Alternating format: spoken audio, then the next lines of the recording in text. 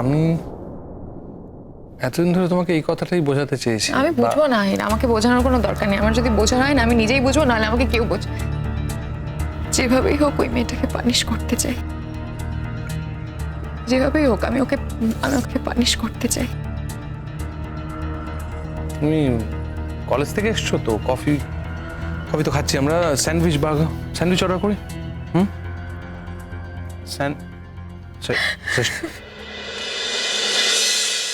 কেঁদো না আমার চেষ্টা, আমি বলছি কেঁদো না, এটা তো public place, so you should. আমার না আজকাল কিচ্ছু ভালো লাগছে না, কিচ্ছু ভালো লাগছে না। কেন হচ্ছে, কেন এরকম হচ্ছে আমার ভেতরে আমি বুঝতে পারছি না। আমি না আর 5টা মেয়ের মতন সাধারণভাবে মানে একদম নর্মাল জীবনযাপন, মানে নর্মাল থাকতে চাই। আমি পারছি না। Please save me.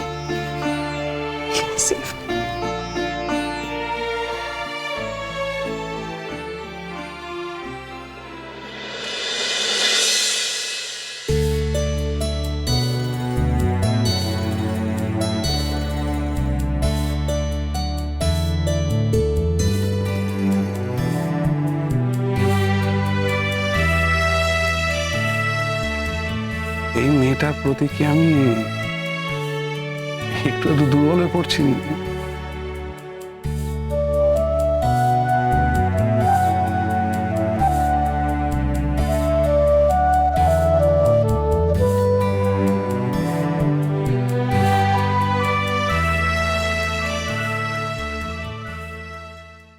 জেঠুমনি, বলছি কালকে তুমি ঠিক কিরকম প্লেস আছো একটু বলবে?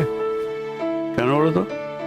না মানে আমাদের এই বিবাহবার্ষিকী গেল তো, সেই জন্য আর কি সবাই রিকোয়েস্ট করছিল, মানে আত্মীয় স্বজনের মধ্যে কিছু আর বন্ধু বান্ধব, আমাদের কলেজেও কিছু মানুষজন, তারা বলছিলেন যে ওই একটা পার্টি বা একটা অনুষ্ঠান যদি আয়োজন করা যায়, সেটা সম্ভব কিনা, সেই জন্য। ঠিক আছে, তোমরা তোমাদের বিবাহবার্ষিকী পালন করবে, তার মধ্যে আবার আমাদের কেন? তোমরা তোমাদের মতো করো না। না না, এটা কি বলছো তুমি জেঠুমনি? এমন কোনো অনুষ্ঠান, এমন কোনো কাজ এরকম কি আছে যেখানে আমার পরিবার, তোমরা সেখানে ইনভলভ নেই? সব জায়গাতেই তো আছো তোমরা। হ্যাঁ, তা আছি অবশ্য। ঠিক আছে, তোমরা তোমাদের বিবাহবার্ষিকী পালন করবে, ভালো। কোথায় করবে? না বাড়িতে না কলেজের অডিটোরিয়াম? না না, ওটাই বলতে চাচ্ছিলাম যে ভেন্যুটা এখনো ঠিক হয়নি। ভেন্যুটা এর মধ্যে ঠিক করে নাও। জিজ্ঞেস করছিলাম যে তোমার কোনো অসুবিধা নেই তো? কি আশ্চর্য, তোমরা তোমাদের বিবাহবার্ষিকী পালন করবে, এতে আমাদের অসুবিধা কিসে? না, বিবাহবার্ষিকীর দিন তো পেরিয়ে গেছে, এখন আর এত ঘটাপটা করার কি দরকার?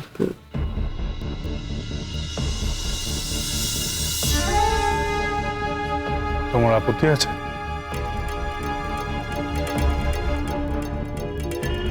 না, আপত্তি অনাপত্তির কথা বলছি না। দিনে দিনে হলে ঠিক আছে, না হলে এতগুলো টাকা খরচ করার আমি তো কোনো মানে দেখতে পাচ্ছি না। হ্যাঁ, না হয় করলাম, নিজের ভালো লাগার জন্যে, মোহরের ভালো লাগার জন্যে, অন্যের ভালো লাগার জন্যে। তাতে তো অসুবিধার কিছু নেই কিছু, মানে এমন তো নয় যে খুব অভাবে দিন কাটছে। তুমি এত কথা বলতে চাইছো কেন? ও বেচারি ওর বিবাহবার্ষিকী পালন করতে চাইছে, প্রথমে ভাবেনি, এখন ভেবেছে, হয়তো মেয়েটাই ভাবতে বাধ্য করেছে। তুমি আমি বলে কি লাভ হবে?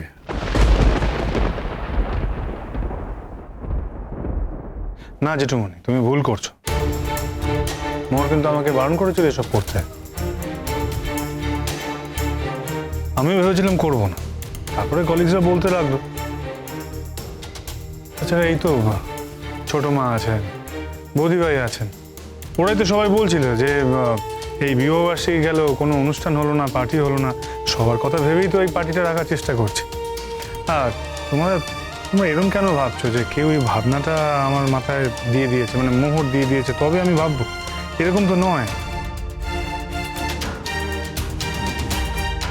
আমার নিচে এরকম তো বলে তোমার মনে হয় যেটুকুন? নাকি তোমার মনে হয় যে মোহরের এরকম নেচার? আচ্ছা তোমরা আমাকে বলো তো, তোমরা কি সত্যি মোহরকে কেউ চিনতে পারো না, নাকি চিনতে চাও না? কোনটা?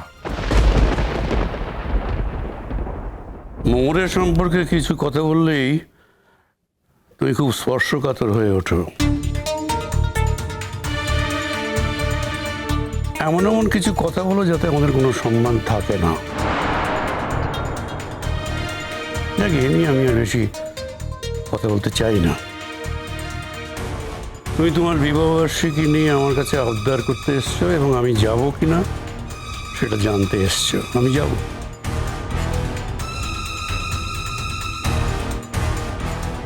আমি থাকবো, একবার না একবার তো উপস্থিত হবই। তবে হ্যাঁ, এর বেশি কিন্তু এ নিয়ে আর কোনো কথা হবে না। জেঠিমণি, আশা করি তুমিও আসবে। দেখি শরীর কেমন থাকে সেই বুঝে। বাহ, তাহলে আমাদের কথাটা রাখলে। সেলিব্রেশনটা তাহলে হচ্ছে, তাই তো? হ্যাঁ, তোমাদের কথা রেখেই তো হচ্ছে। শঙ্খ, আমার কিন্তু খুব আনন্দ হচ্ছে জানো, সত্যি বলছি। তোমাদের প্রথম বছরের বিবাহবার্ষিকী, বিয়ের সময় তো যেভাবে যা কীর্তি করে বিয়ে হলো, যা ঝামেলা ঝঞ্ঝাট হলো, বেচারি মোহর তো বুঝতেই পারেনি যে ওর বিয়ে হচ্ছে। অন্তত যে নিজের বিবাহবার্ষিকীটা হচ্ছে সেটাও বুঝতে পারো।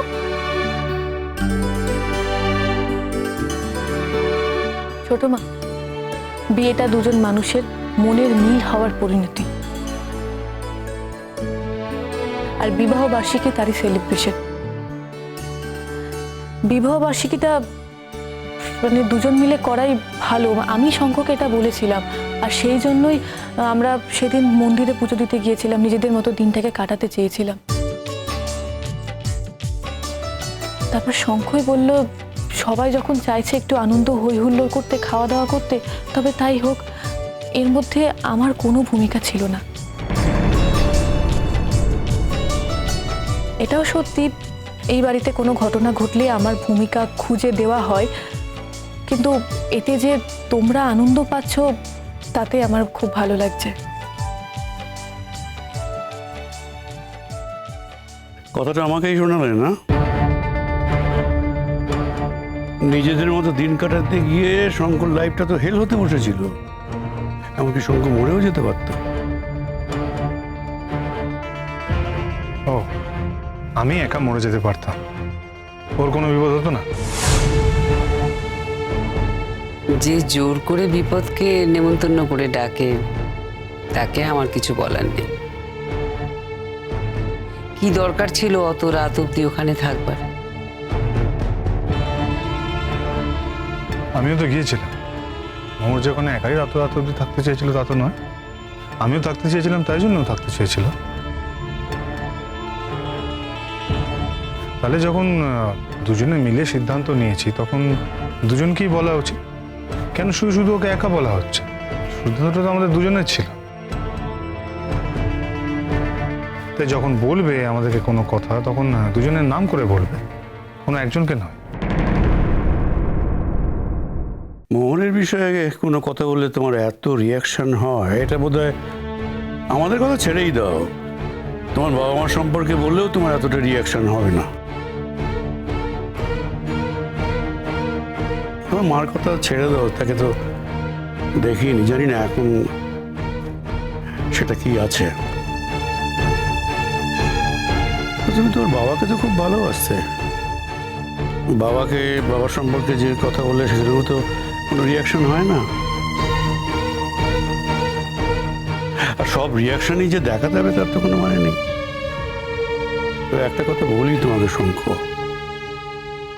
একটু সংযত হও। বড়দের সামনে কোনো কথা যখন বলবে তখন একটু সংযত হয়ে কথা বলবে শঙ্খ, নইলে লোকে তোমাকে নির্লজ্জ বলবে।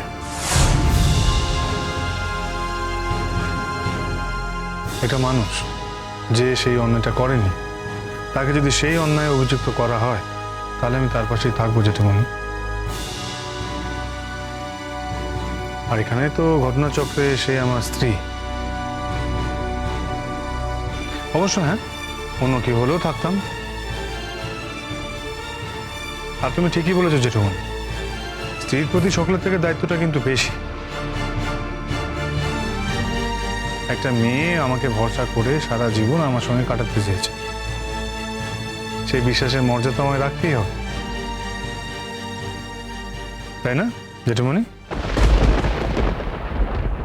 আচ্ছা ঠিক আছে, এখন এত সিরিয়াস কথা বলতে হবে না। তার থেকে বলো কিভাবে ফাংশন হচ্ছে, কোথায় হচ্ছে, আর আমাদের কি করতে হবে? না না, তোমাদের কিছু করতে হবে না। তোমরা এই অনুষ্ঠান বা এই পার্টির মধ্যে থাকতে চেয়েছিলে, তাই জন্য আছো, আচ্ছা? আচ্ছা বুঝলাম, তাহলে আমাদের কিচ্ছু করতে হচ্ছে না, তাই তো? বলছি যে কালকেই যখন ওরা পার্টি থ্রো করছে, আজকে আমরা একটু পার্লারে যাই, আমি আর দিয়া। বলছি অনুলেখাদি, তুমি যাবে আমাদের সাথে?